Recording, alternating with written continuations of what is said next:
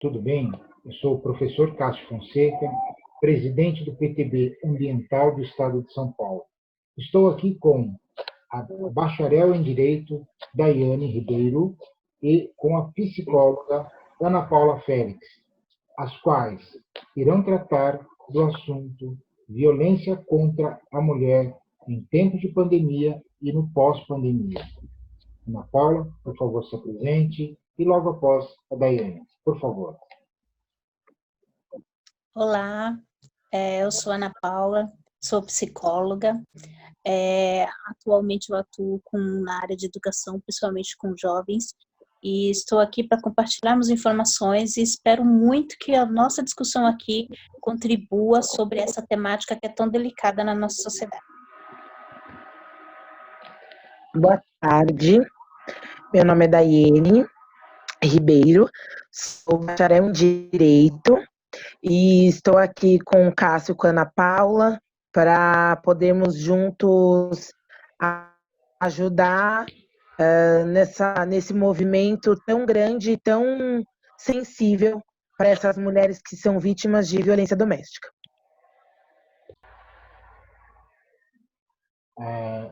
Vocês percebam que quando se fala da mulher, é um assunto extremamente delicado. Quantas mulheres são violentadas? Quantas mulheres são vistas como produto, como objeto? E para que a gente tenha uma ideia do nosso discurso, da nossa conversa, desse bate-papo que vai tentar aproximar um pouco mais você com a sua realidade desse bate-papo e outras pessoas, vamos aqui a uns dados estatísticos de não muito tempo atrás. Nós estamos falando aí de aproximadamente de 12 a 6 meses, com os seguintes dados. Vejam, aproximadamente 1.600.000 mulheres foram espancadas e sofreram tentativas de estrangulamento. Triste isso.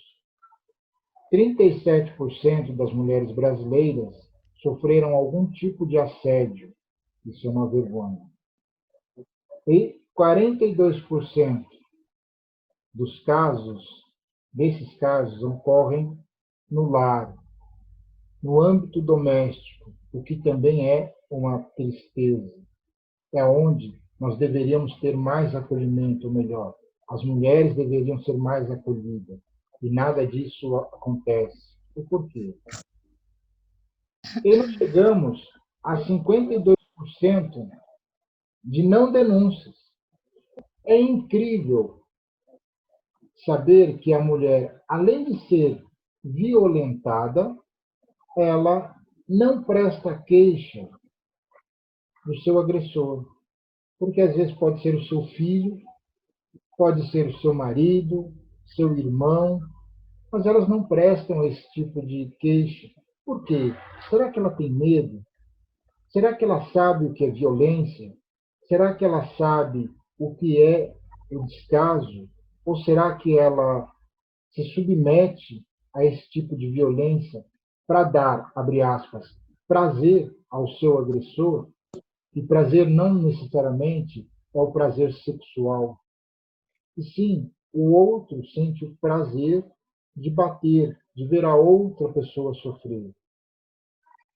Então eu pergunto para vocês, meninas, o que é violência contra a mulher?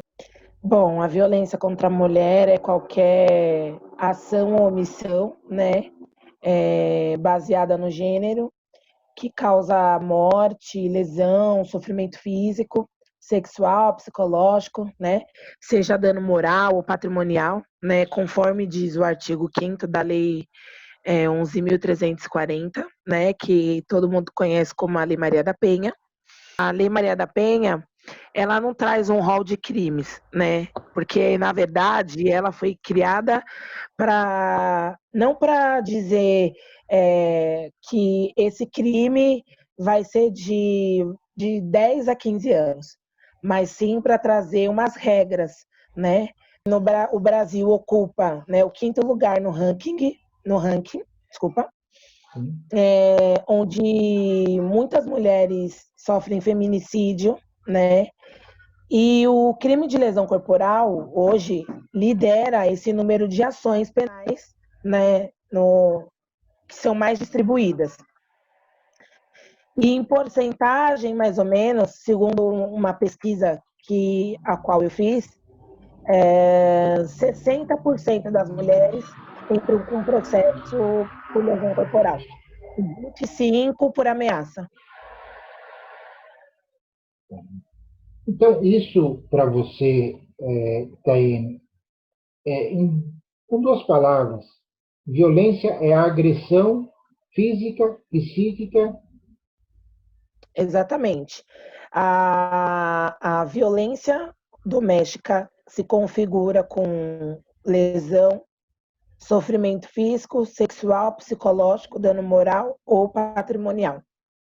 Perfeito. Muito obrigado. E você, Ana Paula? O que é violência contra a mulher? Então, eu acredito que a Daiane já conceituou, né, muito bem e com clareza esse elemento.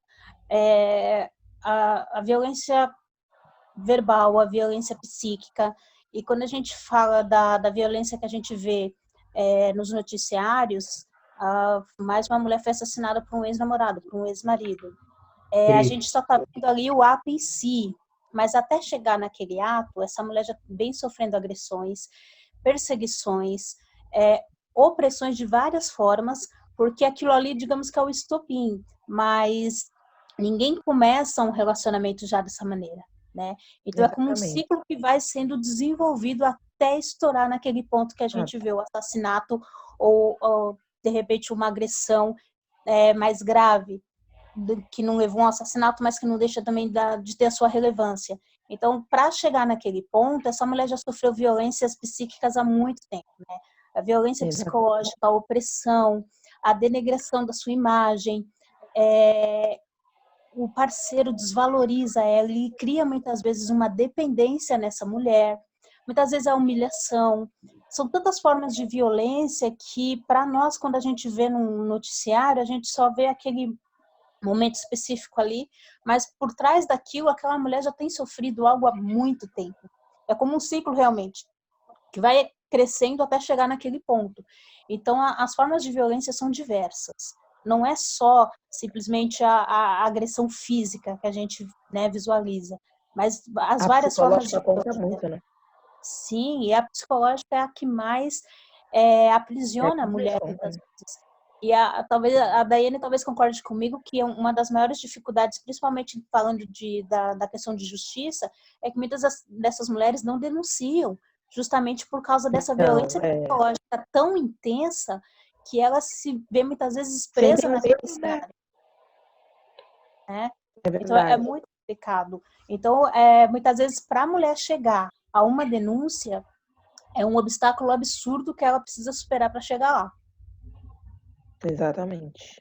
Eu fico pensando, tal como foi dito no começo dessa conversa, que a mulher ela vai ao encontro de um companheiro para viver feliz, né, para o resto de sua vida, mas nunca está escrito na face do indivíduo, né, e eu vou chamar de indivíduo esse agressor, é que ele é um doente. E aí fica a seguinte pergunta, né, dentro desse contexto. Alguns homens agridem suas companheiras, acham que são suas propriedades, como a psicologia explica esse comportamento doentio. Veja bem, Ana, aqui estão perguntando exatamente para você deste comportamento doentio do homem. E aí eu não estou generalizando o contexto masculino, e sim eu estou colocando, ou melhor, a pessoa coloca aqui, que existe uma atitude doentia, existe uma personalidade de agressão e de posse. Ele é ele se sente proprietário da mulher, acha que pode bater nela dia e noite, de manhã à tarde, do jeito que ele quiser, como ele quiser, quando ele quiser, e a mulher, ela se submete a isso, ou ela... como é que a psicologia encara esse contexto de forma a dar um tratamento adequado a esse homem? Olha, a gente, como você bem colocou, não se trata necessariamente de uma característica exclusiva do gênero masculino, né? Eu acho que hoje a gente vive numa sociedade com várias questões emocionais a serem tratadas e que se manifestam nos diversos comportamentos que a gente identifica no nosso dia a dia. Sim. E não dá para a gente negar que a gente vive numa sociedade historicamente com uma cultura machista, né? Já vem daí. Então, esse comportamento, ele é influenciado por todos esses aspectos. Não é necessariamente que é um privilégio do homem ser machista e ser agressivo e ter esse comportamento excessivo de posse. Não necessariamente. Até mulheres são machistas também dentro da sociedade que a gente vive. Na história da cultura brasileira existe uma cultura machista. Né? E muitas vezes mulheres, e a Daiane vai concordar comigo, Está enraizado, né? Sim, muitas mulheres têm esse pensamento. Muitas vezes, quando a mulher se sujeita a receber pelo mesmo cargo, pela mesma função, pela mesma atividade profissional, menos que um homem receberia. Menos que o homem, é verdade. Muitas vezes a mulher até ela aceita trabalhar num emprego inferior para ganhar menos, para ela não ganhar mais que o marido dentro de casa. E muitas vezes o homem até exige isso dela. Então, todo esse pensamento influencia, sim, nesse comportamento. E não dá para a gente negar também que os comportamentos, eles influenciam os demais. Então, quando você vê, por exemplo, um caso numa região de violência doméstica, aquele primeiro caso, muitas vezes, ele deflagra vários outros. Vários outros são influenciados, vários outros aparecem. Existe essa influência que a gente também não pode negar. Então, esse comportamento do homem de posse, ele pode ser explicado de diversas formas. Tem teorias da psicologia que vai associar a questão familiar, a questão do trauma. Só que nada é determinante. Tudo tem o seu aspecto de influência. Então, as relações familiares podem influenciar esse comportamento desse homem? Com certeza. Talvez ele tenha crescido num lar de relacionamento abusivo, onde o pai abusava de alguma forma e exercia algum tipo de violência contra ele. Né?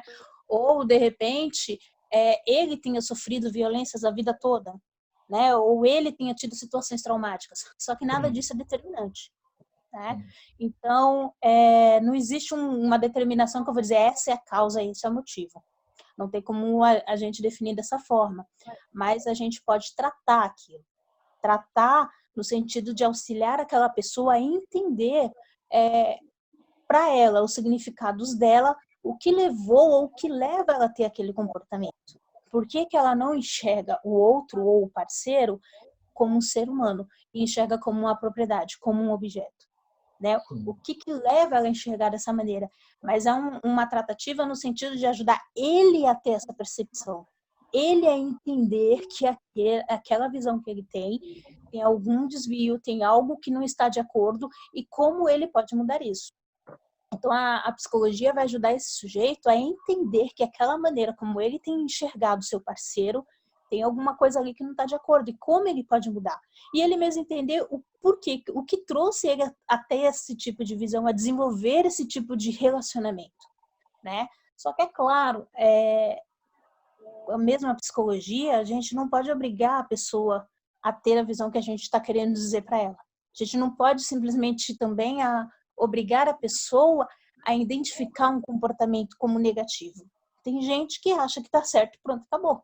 Tem gente que ele escolhe, não vou mudar, sou assim, fique comigo quem quiser. E o pior, vai ter gente que vai querer ficar com ele mesmo sabendo disso. Uma né? triste realidade. Sim, muito. Então, a gente ouve falar muitas vezes, o cara agrediu. Mas aí quando você conversa com a mulher, ou com o contexto familiar, não é a primeira vez. Ele agrediu a ex, e a anterior, e a anterior. E essa que está agora não sabia desse histórico dele? Sabia, mas ele assim se relacionou. Né? Como o Cássio bem disse, ninguém tem escrito na testa no primeiro encontro, sou agressivo, vou te bater, fica comigo. Né? É uma coisa que nas minhas tratativas com jovens eu sempre falava isso, principalmente para as meninas. Né? Você não conhece ninguém que está escrito lá na testa, sou agressor. E essas agressões não começam também no primeiro encontro, porque senão a menina sairia correndo. Né? Ele constrói um relacionamento com essa pessoa. Geralmente esse agressor ele tem algumas características, como uma pessoa manipuladora. O poder da mulher ter confiança, né? Sim, ele manipula. Então, por exemplo, ele começa com pequenas atitudes para exercer sobre ela um domínio psicológico, até chegar ao ponto da agressão, né? O que a gente chama do relacionamento abusivo. Então ele começa a exercer muitas vezes uma manipulação para ela usar a roupa que ele quer, para ela andar com as pessoas que ele quer, para ela fazer as coisas do jeito que ele quer. Ele exerce uma pressão, um domínio psicológico até o ponto dele realmente começar a manifestar suas agressões. E não é no sentido, por exemplo, de pedir. Né? Uma coisa é você estar saindo com seu parceiro e ele pedir, não tem como trocar essa calça, eu tô te pedindo, acho que não fica bem. Não, ele impõe. Comigo você não vai com essa roupa. Minha namorada não vai sair com aquela pessoa. No meio dos meus colegas você não vai ter esse comportamento. Não é aquela coisa solicitada, é uma coisa imposta. E uma vez que a mulher ela já está envolvida no relacionamento, muitas vezes ela não percebe de imediato que isso é uma ação abusiva. Muitas vezes ela acha, cuidado, tá? É porque ele está cuidando de mim, é um ciúme saudável. E ela vai tolerando, ela vai aceitando, ao ponto de que, quando ela realmente se incomoda e ela tenta se impor, é onde muitas vezes se manifestam as agressões. E vale ressaltar o que a Ana falou, que normalmente muitas pessoas, né, como a Ana mesmo falou, até mulheres são machistas, a ponto de muitas das vezes dizer que a mulher apanha porque gosta, porque provoca, tá ali porque quer, e normalmente a mulher que é vítima de violência passa por muito tempo, né? Passa por muita coisa, como a Ana mesmo disse, até chegar ali, até chegar aquele ponto que ela realmente denuncia e tudo. E muitas das vezes ela fica não porque ela gosta, ela fica porque às vezes é uma mulher que depende financeiramente do marido, por proteção dos filhos, né? E às vezes ela fica do lado do agressor e tem até mesmo vergonha de denunciar, né, por falta de pensar, pô, se eu sair, né, dessa situação, como que eu vou sustentar eu e meus filhos, né? Porque às vezes ela não trabalha, virou dona do lar e fica aguentando aquela situação, né? E normalmente quem está nessa situação, ela fica esperando que a violência acabe, ela tem uma sensação de que aquilo vai acabar, e não porque ela quer manter aquela violência, seja para ela ou seja para os filhos, né? Sim, e vale lembrar, né, que ele é manipulador. Né? O sujeito Sim, de comportamento, ele não é agressivo o tempo inteiro, até porque ela não ia aguentar, né? Não ia conseguir se manter. exatamente. Então, assim, Depende muito, né? e geralmente Porque uma agressão, ele ainda consegue, a manipulação dele é tão estratégica que ele consegue fazer a mulher se responsabilizar a si própria pela se agressão. responsabilizar por aquilo que ela passou, né? Como se ela fosse culpada por aquela Eu situação, né? provoquei, né?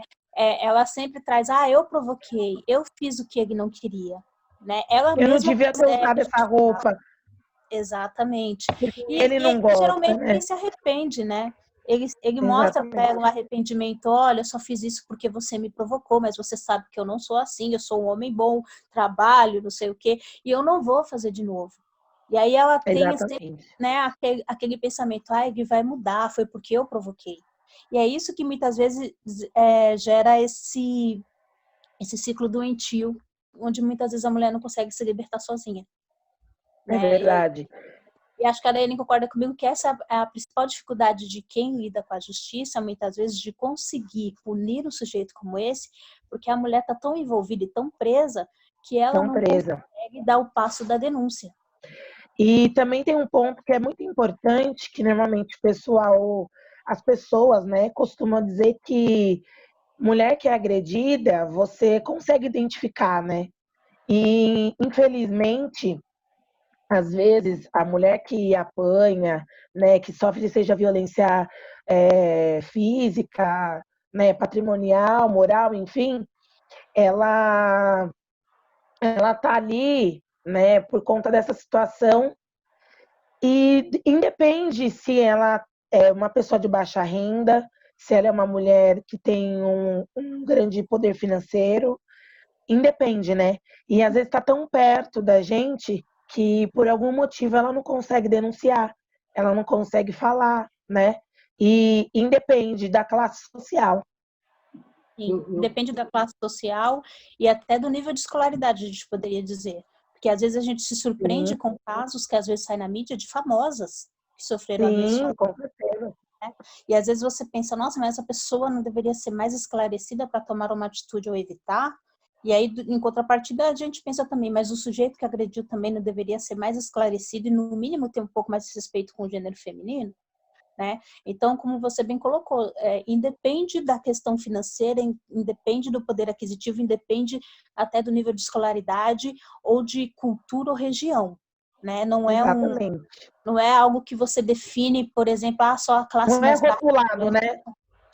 Sim, não tem como, né? Então, por isso que eu associo muito a também essa noção dessa cultura machista que a gente vive na nossa nação, que em todos os contextos, independente de classe social, etc., ele também está inserido. Exatamente. Então eu penso, se não é a classe social, se não é o valor que ela ganha, se não são as roupas, se não é o jeito espontâneo, alegre de ser, porque muitas mulheres, a grande maioria, é muito alegre, é muito espontânea. Isso incomoda o homem. Qual é o rótulo que se dá ao homem, ou melhor, ao machista, que chega a esse ponto? Como nós podemos consertar esse tipo de coisa? E aí fica o seguinte questionamento: o que descreve os direitos humanos no que tange à liberdade feminina? De novo, o que descreve os direitos humanos no que tange à liberdade da mulher? Bom, essa luta, né, do movimento feminista no Brasil vem desde lá de trás, né, como já foi citado aqui no debate, e que apesar de tantas conquistas, de tantos avanços, porque ainda que persistam essas desigualdades, seja de gênero, de discriminação e a violência contra a mulher, é, ainda se faz necessário falar, né, dos direitos humanos das mulheres, porque o nosso direito ainda é ameaçado, né? Ele é violado, as circunstâncias vêm frequentemente envolve a violência de gênero, né? Porque a violência contra a mulher ela é muito praticada, igual você falou, Cássio, né? Seja pelos maridos, companheiros, enfim. E no Sistema Único de Saúde, né, hoje é somado mais de 148 milhões de registros, né, e 405 por dia. E às vezes chega até uma denúncia a cada 4 minutos. E eu quero, né, vá na delegacia, faça o boletim de ocorrência, ou ligue no que ele fica disponível 24 horas, a ligação é gratuita, e ele serve também o 180 para não só para o Brasil, mas para outros países também. Quero deixar aqui para que essas mulheres não tenham medo, né, de denunciar, de pedir ajuda, e é isso. Que está assistindo esse canal, está assistindo o nosso programa, contribua para a preservação de mais uma vida. Compartilhe, siga esse canal, traga mais opiniões, E nesse finalzinho, eu vou pedir para a Ana Paula, vou pedir para a Daiane fazer as suas considerações no que tange à força da mulher ou ao contexto da mulher no pós-Covid-19. Porque nós sabemos que nesse período as mulheres que são agredidas, elas estão passando por um momento muito mais difícil que a agressão. Elas estão em casa com seus pares e sofrem, continuam sofrendo mais agressões. Por favor, Ana Paula, num breve resumo, para a gente terminar esse programa, gostaria que você fizesse aí as suas considerações e o mesmo para você, Daiane. Por gentileza. Eu acredito que, como você bem colocou, o cenário que a gente está vivendo desse isolamento, mulheres que conviviam com seus agressores talvez em menor tempo por causa da questão de atividades profissionais, agora estão convivendo o tempo inteiro, né, em tempo integral dentro do mesmo local. O que já tem a questão do estresse, né, o aspecto emocional do isolamento, as questões financeiras que se agravaram, realidades financeiras que foram transformadas por conta dessa situação de pandemia, fora os comportamentos agressivos e violentos que já existiam. Então, infelizmente, como a gente tem percebido, a tendência, de fato, desse período de isolamento era que essa violência doméstica, as situações fossem mais agravantes, né? E acho que os dados mostram isso. Pensando no cenário pós-pandêmico, a mulher, como sempre, brigou pelo seu papel, pela sua liberdade, pelo seu posicionamento, ela vai continuar brigando, vai continuar se desenvolvendo, vamos continuar ocupando espaços cada vez mais relevantes na nossa sociedade, devemos, é direito nosso também. E eu acredito que, pensando nessa questão da violência, o problema não vai ser extinto, infelizmente, né? Mas eu acredito que discussões como essas que a gente está fazendo aqui permite que reflexões possam surgir e, quem sabe, mulheres que talvez tinham uma perspectiva que colocava ela numa situação de submissão de um homem violento e agressivo, talvez com uma nova perspectiva ela veja a possibilidade de sair desse meio, né, com tudo que nós estamos discutindo aqui, né? E mais uma vez, eu incentivo que cada um de nós tenha também um papel ativo em favor das pessoas que estão ao nosso redor. Então, assim, tenha um olhar sensível. Eu sei que cada situação, cada família, cada indivíduo está passando por uma situação delicada nesse período de pandemia. Não existe quem não foi atingido por isso, né? Alguns mais, outros menos, alguns com perdas de familiares, outros não, mas todos nós, de certa medida, fomos atingidos. Mas isso permite também que a gente possa ter um olhar para o outro que está ao nosso redor, né? Como eu posso auxiliar? Como eu posso contribuir de alguma forma? Então, que nós possamos ter o olhar para as pessoas que estão ao nosso redor e enxergar situações que muitas vezes com um conselho, com uma palavra amiga, a gente pode ajudar. Estamos vivendo uma situação muito delicada, e isso não só no Brasil, mas no mundo inteiro por esse período de pandemia, né? E se a gente não se ajudar, se a gente não ser apoio e suporte uns para os outros, fica extremamente mais difícil. Então, um alerta que eu queria dar é que cada indivíduo possa também ser um pouquinho mais sensível às situações ao seu redor. Não simplesmente se fechar dentro da sua casa, com a sua família e o mundo lá fora que se dane, né? Muitas vezes tem gente ao nosso redor precisando de um olhar e de um apoio, né? De uma palavra. Ou às vezes simplesmente essa pessoa só quer ser ouvida, né? Então, um alerta que eu queria dar, digamos que um toque aí, que a gente possa sim, nesse período pós-pandêmico, ser um pouquinho mais participativo uns nas vidas dos outros, no sentido de auxiliar e de ajudar, sim. Problemas como esses não se solucionam da noite para o dia, mas quem está inserido num contexto como esse de está ali submissa a agressões constantes, a uma situação abusiva, com apoio e suporte, ela pode sim ter forças para sair daquela realidade.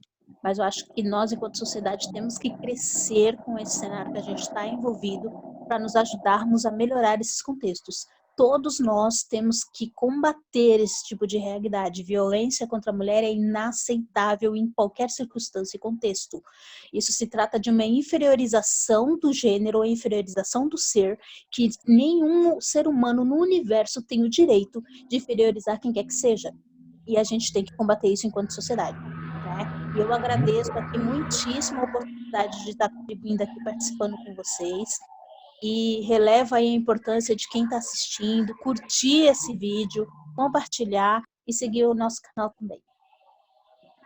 Muito obrigado, muito bom. Bom, gente. Bom, a Ana já disse tudo, né? E eu quero dizer que dessas mulheres restam restauração, né? Restauração, para algumas restauração, para algumas já chega a fase de iniciativa. E, assim, vale dizer que o feminicídio, né, ele é um crime, né? Ele é um homicídio doloso que ele é praticado contra a mulher, pelo simples fato dela ser mulher, e que a pena, né, é reclusão de 12 a 30 anos, né, conforme diz o artigo 121, parágrafo 2º, inciso 6º do Código Penal. E mulheres, vocês que estejam nos assistindo, que vocês possam denunciar e ter certeza de que vocês não estão sozinhas nessa luta, nessa situação, e que a pena de feminicídio ela é mais severa do que a pena de um homicídio simples. Então, ela tem lei, tem punição para punir esses agressores, e essa luta ela não vai acabar tão cedo, mas os agressores podem ser punidos pelo crime que cometeram, e que vocês não devam se calar diante dessa situação, e que nós, mulheres, juntas somos mais fortes. Eu agradeço a oportunidade de estar aqui com vocês nesse canal. Se vocês gostarem, como diz a Ana, compartilha, tem o joinha aí, apertam e continuem nos seguindo. Obrigada. Muito bom.